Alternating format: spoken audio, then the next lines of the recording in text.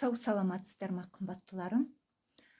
Бүгін жексенбі, мен сіздердің алдарыңызда сұлу бикеш кимешегімен отырмын. Рет саны 82, Дубай песок матасынан тігілген. Осылайынан салмасы, орамасы осылайынан оралады.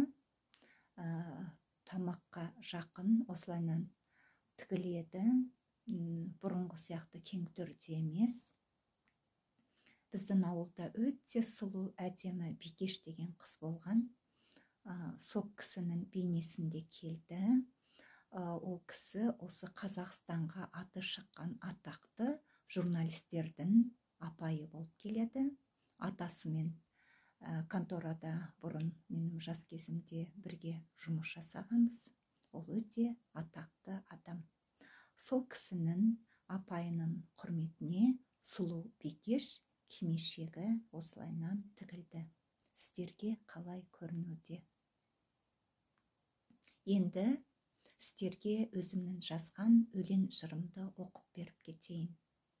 Ақын Жамбыл жыр атасы, бата берген үнімен, қалам беріп, ойға салып, жыр жолдары төгілген. Таң сәріде тұрып алып, жыр арнадым өзіңе, қолдап, қорға, пенделік мына өмірде. Сіз ұлысыз, Жамбыл ата, ақындық тілмен сырласқан. Қазақ халқы өзіңізден сусындап жырын жырласқан. Бейбіт елде, бейбіт жерде, қазағым еркін дамысын. Өлең жолдар құйылып кеп, нұр боп шашу шашылсын. Көк аспанда нұрын шашқан, жарқырасын күніміз. Өсіп өнсін әрбір ұрпақ қазақ елдің төрінде. Сау саламатта болыңыздар.